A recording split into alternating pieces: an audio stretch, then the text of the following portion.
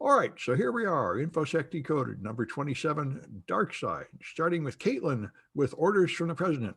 Yes, the president has an executive order straight from the White House, no less, Yes. to improve the nation's cybersecurity. And most of this comes down to improving our stance when it comes to supply chain vulnerabilities. That has been big as of late. But it looks like, yeah, the federal government is backing up cybersecurity in a big way. I didn't see a lot of specifics in here except forming like a new agency or something, right? Yeah, well, I mean, there's things like, within 90 days of the new orders, the director of CSAL shall provide the director of the OMB and APNSA a report describing how authorities granted under Section 17, so on and so forth. So, yep. Yeah, but yeah, we're definitely things are getting done, and things have to get done. For too long, this cybersecurity has been kind of neglected, and it's nice to see that there are people up at the top trying to push it forward. All it took was solar winds and a big gas shortage. It has to hit home in order for it to matter.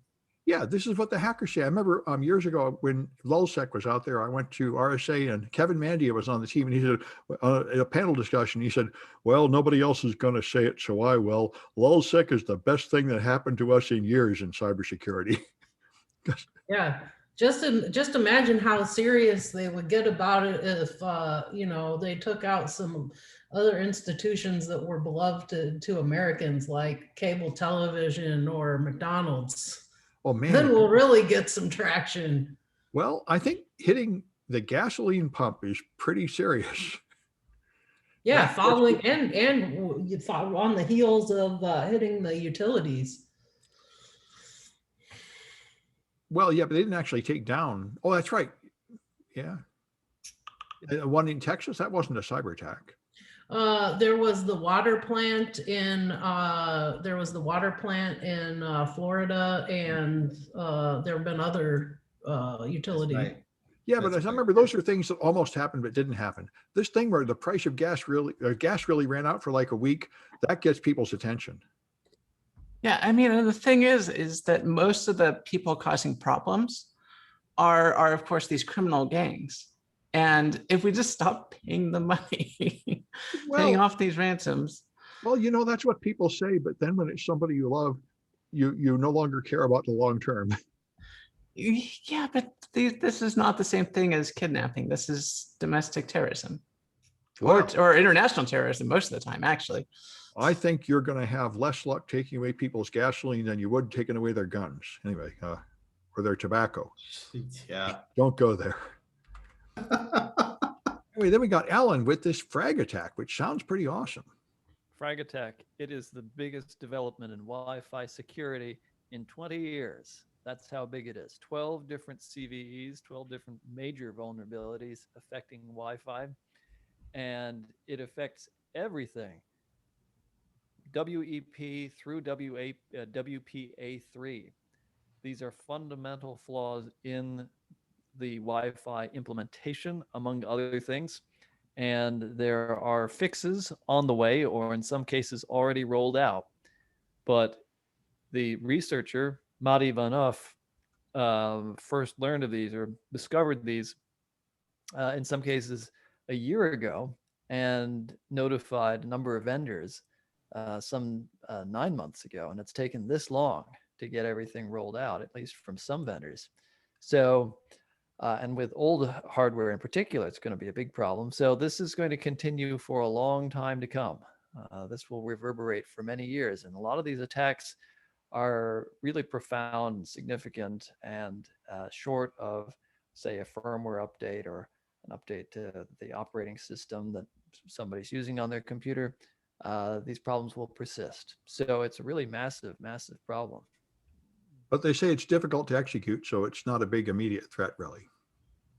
Well, in his YouTube demonstrations, he makes it seem pretty easy. And I'm sure there will be others who roll out publicly available tools that exploit these vulnerabilities. So I think it's just a matter of time before these become commodity attacks.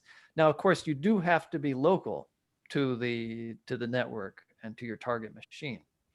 So it's not like somebody on the other side of the world can exploit one of these. However, in one of the attacks, you do need a local attacker to attack the router, but then that'll punch a hole through it and then will allow anybody in the world to walk right through that hole in that router. So what exactly can you do? Can you join a network without the password or what? Yes, and now I have to go through all these attacks myself. I'm not 100% clear on how all of these work. Yeah. But among other things, yes, you can join a network, you can spoof packets, you can exploit what's called frame aggregation. You can send people to a different DNS server, for example. This is one of the attacks that he demonstrated. So yes, there's really no limit to what you can do. Oh, that's pretty bad. Okay. Yeah. Yeah, one of the attacks that I saw that caught my eye is that if you have a WPA encrypted router, you can send it unencrypted packets and it will accept it. Wait, if you had an unencrypted router, you can send an unencrypted packet. No, if you have a WPA encrypted router and you send it unencrypted packets, so you don't even know how to encrypt it, you just send it unencrypted. Oh, that's the weird. router will just accept it. Well, Now Amazing. Yeah, now you don't know what it's sent back, but that leads into Alan's idea of DNS poisoning and stuff like that. yeah. Okay. Well, it'd be fun to play with that. Yeah. All right. And then, so I'm all crypto these days. I'm going to be teaching cryptocurrencies along with next semester, and I'm looking into it, and it is the same horrible mess it's always been. So this one was pretty fun. Tether is now being added to Coinbase, and Tether is responsible for the primary pump and dump scheme, which is Bitcoin. And in order to get into Coinbase, which they had to actually submit some documentation of that it's backed. The whole point of Tether is it's a stable coin. Every Tether they issue is supposed to be backed by a real dollar in reserve. And they've been lying about this for years and having various auditing companies refuse to sign the papers saying it's backed. So now, under pressure from Coinbase, they issued a financial report in the form of 2 pie charts. And it's very unclear what it is, but it appears that their actual cash reserve is about 3%. And the rest is a bunch of double talk that pretty much means the rest is all in crypto to back up the first crypto, which is what people analyze in these other papers. So and they talk about how this is just what you're not allowed to do with real banks. You're not allowed to just loan out all the money that comes in and not have any reserve, because then when people try to get their money back, you don't have the money. And if you have a crypto bank and it's just all its reserves are just invested in other crypto, then when crypto crashes, which it will, nobody can get their money back, which is why I keep warning my students, you invest in crypto, it rises, you think you're rich, but when you try to sell, you won't be able to sell. You'll just sit there helplessly and watch it plummet, just like 1929. So anyway, this is the nice example of that. And Tether is retaining significance and importance in being backed by major players, despite the fact that it's completely bogus. Anyway, so Elizabeth has got the big one, the Colonial Pipeline. Holy cow, the one that is rocking the world. Yeah, so the new development in this, and the primary source on this was Bloomberg, so I take that with a grain of salt. I did not list the primary source because I like the register's built-in snark, and also I didn't really want to give them the click-through, so we used the register story instead this time. Related the fact that apparently the Colonial Pipelines operators paid a hefty ransomware bounty, $5 million, in order to get their stuff unlocked, and then ended up just restoring from backups anyway. Which the reason people don't fight is because their insurance company pays. Sometimes, who knows? In this case, we don't know whether they even had cyber insurance. Though something I noticed recently, which I thought was interesting, is that I have to buy business insurance. business that I have, and they started rolling in cybersecurity training that they've made available free for now, up until they roll out their cyber insurance packages, and then you have to pay for the cyber insurance package to get the training. So how's the training? Did you do the training? I didn't. I haven't had time, but I want to, because I'm quite curious about what that's like. Yeah. But I thought this was interesting, just in that usually it's either or. Usually you pay the ransomware because you don't have backups, but in this case they did. And then I noticed that you must have found this story, Sam. I thought this was very interesting, that the Darkside ransomware gang, who was responsible for this attack, ended up losing control of some of its servers and some of its crypto ransom money right after the President Biden came out and said, we're gonna make this a priority. So, And he said essentially that we're going to send the NSA to hack them. mhm. He purportedly did not deny that. Yeah, so maybe they did, because the ransomware gang doesn't know who did it. Just an unknown entity stole some of their money. I think it's what I found was really funny was that they were complaining about how their web hosting company had not taken down access to some of their resources. Oh, boo-hoo. Yeah. And I put a couple others here that I was interested in, like the Darkside did explain how they got in. They just bought an account in the company, which is what I've heard for years. People just harvest these accounts through brute force or phishing or something, and then they just sell them. Yep. And the other thing is, then when this came out, they said they just paid their Bitcoin ransom. And so I searched the Bitcoin blockchain and I put up on Twitter, hey, there hasn't been a large transaction like that on the blockchain. And then people said, you didn't look at that carefully enough. Those prices are thousands of Bitcoins, which is true. So there's been a lot of transactions that big. And so somebody who actually knows what they're doing, not me, Elliptic, followed the Bitcoin blockchain and figured out how much ransom they made and the address and everything, which is another fun thing. If you do actually take criminal money in Bitcoin, they can actually track it down and they can even freeze it. There's a bunch of money frozen on the Bitcoin blockchain that all the exchanges refuse to exchange because it's known to be stolen. So, actually Bitcoin is pretty miserable stuff to use for crime. You'd be better off using something like Zcash. But anyway, that's it's good to see what's going on. And it may be that Biden is being a tough guy on the internet. And Irvin's got Outlook, so you don't read your email, which I would think is a feature, not a bug. But right? So this bug that came out on Tuesday, this update that came out on Patch Tuesday for Outlook, ended up screwing with Outlook. That's happened a lot. Doesn't that seem to happen like about one time in 3 or 4 Microsoft updates just break things? Yes. Yeah. So this one, for example, moved the body out of view into a single line, or when you type something, you hit enter, it would delete the line you made. Neat. Yeah. So of course the fixes would be to roll back, to stop running safe mode, or to just disable updates until it's fixed. Or, like sometimes you say just don't update. Well, it's just, they tell you to update and then the updates break everything. This is just no fun, Yep. Kind of thing that would make you go to Linux or something. Just about. And Kaitlyn has this article suggesting that there are lies on social media. I'm not so sure about that. What? Yeah, no, sorry. So there may be lies on social media. The New York Times has this article showing how lies on social media inflamed the Israeli-Palestinian conflict that's currently going on. And in America, we've of course seen the power that misinformation on social media has, and it's been weaponized against, the American people in such a way that it, fueled conspiracy theories and got everything out of control.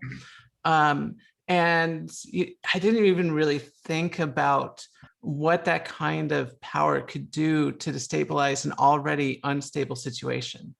And that's what we're seeing right now in Israel and Palestine, is a lot of misinformation being specifically put out there to the people to obfuscate what is happening on each other's side.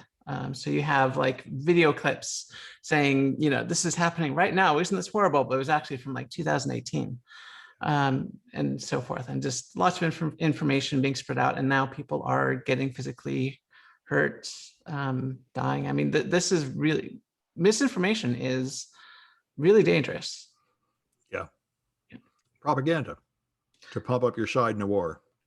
Yeah, I mean, I would say it's propaganda, but it's a bit more insidious than that. It's outright lies. Yeah. It's one thing to say our side is great and the other side is not so great. It's another thing to say the other side is, you know, murdering, you know, go to blood libel. Yeah. Essentially. Yeah, that's fairly common. Rile out your troops for a battle. And I think that the maxim for politicians holds true for social media platform CEOs: never waste a crisis. Mm-hmm. Yeah. And Alan's got this guy that managed to break into the AirTags. Yes, Apple's AirTag, the little doodad that allows you to track devices that you clip the AirTag onto, has been hacked by a fellow going by the handle of Gidra Ninja, and also Colin O'Flynn. And Gidra Ninja has managed to dump the firmware on the little tiny microcontroller on the Apple AirTag. So this is the first step in doing any number of things with the AirTags, allowing it potentially in the future for you to implant malicious code perhaps, or for discovering further vulnerabilities. We don't know, but it didn't take very long for folks to break into the AirTags. In fact, it took these two just a couple of days, less than a week, in which to do this. And it's probably the least locked down of any Apple hardware. So I'm sure Apple will improve the security of their AirTags in the future, but for the time being, who knows? Maybe this is a new avenue for hackers to mess around in the Apple ecosystem. It reminds me of GeoHot, who used to like always make a big deal of hacking into every update in PlayStation within like 36 hours. Yeah, I'm sure there's plenty of competition to hack into these AirTags. Oh yeah. And I think these two had some difficulty in getting their hands on enough of these initially, just so that they could, you know, brick a few first before figuring out how to hack them properly. Yeah, yeah. It's a fun little puzzle.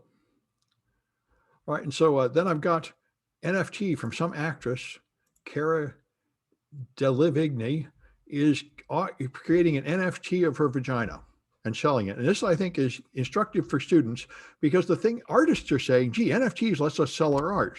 But the thing is, if you buy an NFT, you don't get the art. It's like a pet rock without the rock. You get nothing. You get like a digital token that like has a label on it that says, you own this token, which refers to this artwork, which doesn't mean you can control the art or sell it, or you can resell the token, but the token doesn't mean you own anything. It's just a meaningless token. One of my friends compared it to, there's this deal where you can have a crater on the moon named after you for some money. And nobody really cares about that registry, but they do put a registry on some web page that says, there, that's your crater now. That's what you're getting. So the idea that you're owning part of somebody else's body just begins to like demonstrate what this means and what this doesn't mean. And I guess I'm like that old man shouting at the kids to get off my lawn. I'm like, why don't you guys actually spend money on things that make sense instead of buying stupid nonsense that doesn't mean anything? I'm just a boomer. I feel like, you know, you should actually like sell a product and make money, or have some physical object when you spend money. You shouldn't just buy some meaningless digital token. But people are doing it. NFTs are really hot. So anyway, that's the latest madness of NFTs. And then we got Liz, that another one of these outrageous suggestions that the Pentagon is surveilling Americans. Now, where do you get these ideas? I know, it's almost crazy to believe that we live in a surveillance state. But we do. It is pretty dystopian. And luckily, we do have a couple of legislators that are calling them out on this. You know, Wyden's usually pretty good about the privacy stuff. Yep. It is a little disconcerting to me that he seems to be relatively alone on that island or close to it. I would think that especially, I would think that this would be a bigger deal amongst the Republicans, since, you know, they're ostensibly very much anti-government involvement and government overreach, but crickets from Republicans are from kind of that side. distracted with some internal problems right now. Yeah, maybe one or two. Yeah. But I mean, even in the best of times, there really wasn't there was some bipartisan support for protections against stuff like this, but not as much as I would expect from the other side of the aisle. Oh, so they're buying the metadata just like every advertiser would. Yep. Heard about this, yeah. And it's Yep. not clear whether that's illegal, I think, is it? Gray area. Same with the cops doing it. That's a real gray area. And I think that we really gotta get more specific about codifying this stuff. We don't really have a privacy law in America, do we? I think that's the missing ingredient here.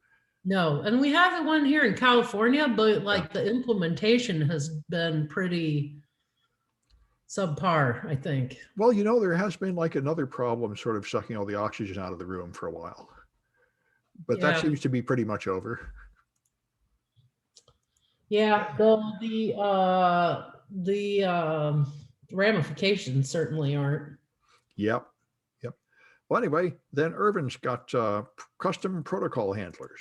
So yeah, there is a way to still be able to identify somebody by using things like, for example, when you want to open something on Skype, the example they have here is Skype or Zoom. Sometimes like Skype can take, instead of saying HTTPS, it'll say Skype : / and then whatever. Mhm. You can flood a browser with those and get information out that can help identify who that person is, build that profile that we're supposedly trying to get away from. So they can Wow. fingerprint your machine by knowing all the apps you've got installed. Correct. It's not a bad idea, actually.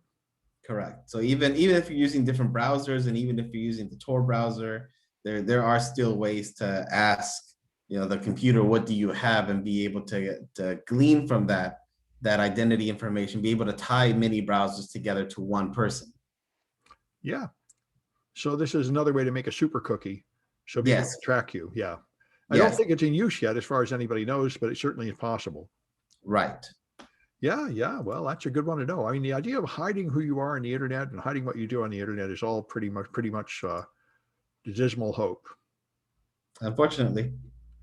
Well, one way or the other, yeah. All right, and then Kaitlyn's got a chip funding deal.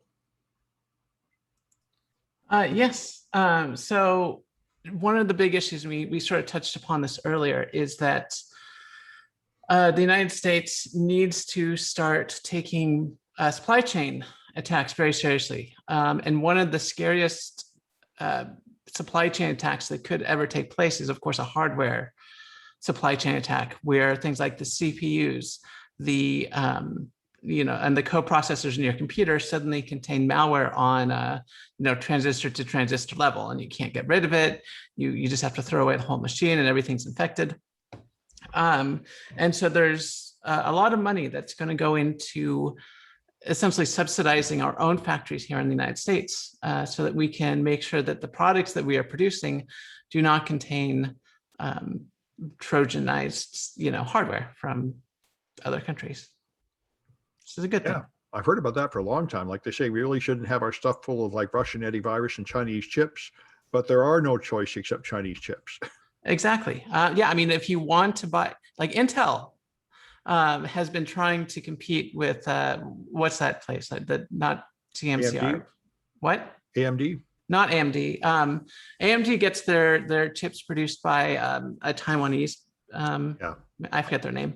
Yeah. Alan probably knows, but yeah, Intel has just been getting beat because they just can't compete with these conglomerates that supply chips to everyone, all over the world, over in East Asia, and and as a result, we really don't have the facilities here to do things. And we're also not learning the techniques to make these chips. Like a lot of the factories I know in China have developed techniques for moving and placing chips using chopsticks. Believe it or not. And like, of course, we don't know how to do these things That was because Liz doing that at DEF CON. what? Liz was doing that in China. Yeah, Know yeah. about that. Oh, good, excellent. But yeah, they're just little things you kind of learn just by doing the process. That we're just not learning because we're just shipping everything overseas. So Yeah. You won, didn't you, Liz? I won one round and I lost a round, but it was That was putting chips on a the board good with game chopsticks. anyway. Right? Yeah. was.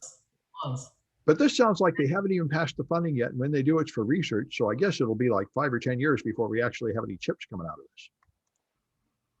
Also, because there was DEF CON, there was drinking involved. So I Well- imagine the official procedure doesn't involve drinking beer and getting cheered on by crowds of hackers while you place the components. I don't know why you would imagine that. As far as I can tell, that's how most technology is done. Well, see, that's a solid point. Yeah. Anyway, all right. So now they sued a coding boot camp. Alan's got this one. Yes, for-profit schools are problematic. And Newsflash. actually, the public schools are just roaring ahead just fine. Well, there is a difference here. 3 students or former students are suing Lambda School, which is one of the bigger players in the for-profit coding school space. Lambda's received $130 million in VC funding. And the way it works is they promise students to train them up to be coders in just 6 months for the low price of $30,000. From zero? And pardon? From nothing? 6 months and you become a coder? Well, I'm sure they've got some kind of entrance test and all that, I but would they're hope so. probably desperate for students. They also have a security track, so you can go for development or security. In 6 Oh. months. Well, now that makes it all the more attractive. Whoa. Only $30,000, folks, Lambda School. And the great part of this arrangement is that if you don't have $30,000 up front, you can sign on to an ISSA, which is an income share agreement. And the way it works is if you get a job making at least $50,000, then part of your paycheck goes to Lambda School until you finally pay off that 30 grand. And that sounds like a great idea, and it's very attractive to some folks. The problem is that the reality does not match the promises from the school. And they've been busted. Lambda has been busted for inflating the job placement rates. And it's even been busted by the state of California because California told it couldn't legally operate in the state, at least not using the ISA model. And But if they just went you ahead don't and get a ignored them. job, if you don't get a job, you don't have to pay, right? Well, yeah, I guess that's sort of how it works. Yes, that part is true. And they also claim that if you're not able to pay off the full 30K within a certain time frame, then it's excused. But the fact of the matter is, not only these 3 students, but many other students, apparently, former students, have complained bitterly about the terms of this agreement and also the quality of the instruction there. So Lambda, like many of these ISA code schools, is in trouble. Yeah, I think they've all done that. They just fraudulent. They just claim they have like 90% placement rate or something, and that's just a lie, of course. Yeah, and then they hold up these stories of students who got coding jobs at Facebook and Google and et cetera, et cetera. Yeah. And most of it's just embellishment or straight up lies. Yeah, just last night, my CISSP students asked me how many students get a CISSP, and I boldly told them, I don't know. They go off and I don't really know. I know a few of them did, but I couldn't tell. Mostly they just vanish and I never find out. I think this is a problem in higher education in general, is that from what I understand from counselors at City College, that students very rarely provide feedback on whether they've successfully found a job. And even though counselors can be reaching out to the students just won't reply ever. So See, this is why you should run a test center on campus and you should run a job placement center on campus. Then you would know when those things happen. yes, these are good ideas. Yes. Not that any of it's going to happen at CCSF, but anyway. Never. Yeah. All right. Although now that we do have like the job fair, we find out some of them there. So that's something. But anyway, so then I have yet more cryptocurrency. That's all I got today. So Vitalik Buterin made Ethereum. It was his idea. And he's, of course, a multi-billionaire now in Ethereum. And so people have made these shit coins, like they make fake Dogecoin, things that look like Dogecoin, but aren't even as legit as Dogecoin, which was originally a joke. So in order to make it seem more legit, they send like half of all their new fake Dogecoins to Vitalik's account. So he owns them. So then they can brag that he owns them and sort of feed. I think the idea is to feed off his reputation. So he doesn't really like this. So what he did was he took the $1.3 billion of fake Dogecoins and just donated it to a charity for like Indian COVID relief. But just the fact that he had done that and they're apparently going to get sold was enough to crash the market. And I saw, so it fell to like half of their value. And this, is another thing just showing the problem with pyramid schemes. You think you're rich, but when you try to sell, the price falls and you can't get your money out. You were never really rich in the first place. It's all just fake. It's like when the roadrunner runs off a cliff and when he looks down, then he falls. You just haven't noticed that you're standing on nothing. Anyway, so of course it did result in like $500 million being donated to some charity to help the guys in India who certainly need it. So it's sort of kindly on his part. It sort of mixes the charity of helping the people in India and him washing his hands of this garbage, saying, I'm not going to be involved in your activities, which are too fraudulent even for the cryptocurrency marketplace. Anyway, and then we've got Liz with secret drones. Yes, I have more on the dystopian surveillance state of which we are all now unwitting or witting members of. So two drone stories. The first one is the first one's about Chicago Police Department, who is one of the most corrupt organizations I can think of. There's a lot of competition for that award. That's true. They're up there, though. They've done a lot of really shady and horrific things over the years. I think I might also just have a personal axe to grind with the Chicago Police Department. But this story was something, essentially, and I mean, they've gotten busted for all kinds of terrible things, like operating their own like mini Guantanamo, essentially, where they took people to this black site and tortured them and held them there without warrants and did all kinds of heinous things, extrajudicial interrogations, all that good stuff. Well, their latest stunt that they pulled is they took money that they had gotten from civil forfeiture and used it to start up a secret drone program that no one knew about. And said, hey, this is all perfectly fine. Nothing wrong going on here. But maybe the public is not so convinced. And I mean, it wasn't just chump change either. It was a lot of money. And the fact that they did, the other thing that is disturbing to me about this story is that those funds collected through civil forfeiture are essentially untraceable and unaccounted for. This is one of my biggest problems with the whole concept of civil forfeiture. I understand in some respects, like how the government might obtain property while investigating the commission of crimes. I do not think, first off, I think it's way too far reaching. Second, I don't think the cops should get to keep the money.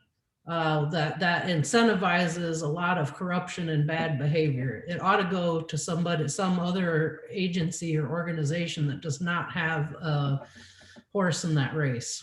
Yeah, this is like the old medieval armies that would just sack a town and loot it. Yes, and I mean, there are towns in the South like that are, and I'm sure not just in the South, but there's a specific one I can think of right now when I think about it in rural Texas, where you don't drive through that town because they have no sources of revenue other than trying to set traps and waylay people who are traveling through and take them for whatever they've got. Yeah. It's literally highway robbery, but Yeah. sanctioned by the law. So in addition to the other drone story I have was not a covert ops deal, really. It's a lot more out in the open than that and blatant.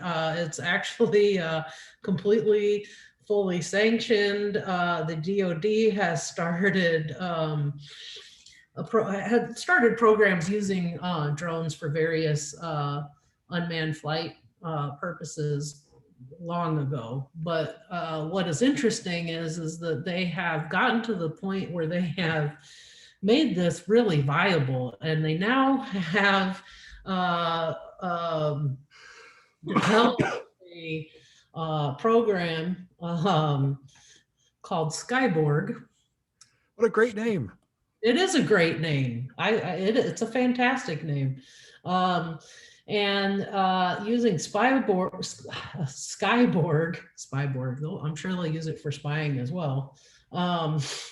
They have figured out how they could launch these fighter jet drones and fly them around, and also use them in sorties with manned flights as well. So pretty interesting. It's driving itself, right? With no driver, AI is doing the driving. And does it have missiles and stuff?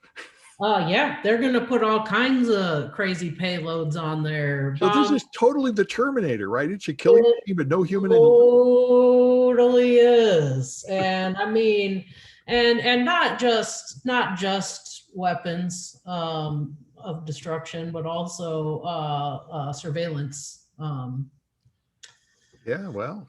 utilities. So it's an exciting new world we live in. Yeah, it's a brave new world. Yeah, okay. And the last one is Irving with Tiger Lake. Yes, Intel has released their Tiger Lake H, who apparently has the fastest single-threaded laptop processor. Single-threaded? I thought that went out long ago. They test for single and multi. Hmm. So for single, it outdoes the Ryzen 9, but interestingly enough, there is no mention in anything that Intel released about competing with the M1. The M1 is apparently really fast. Apparently fast enough that Intel made no mention of it. Just their usual rival AMD. That's not a good sign. Not at all. Intel has not been considered an industry leader in quite a while. They seem to be late to the low numbers of nanometers and late to the high numbers of gigahertz. They seem to have sort of been resting on their laurels. Yeah. Yeah. So not looking good. Nope. All right. Well, that's it for this episode, and we'll be back on Monday. Only if I can find the button to turn off recording. There it is.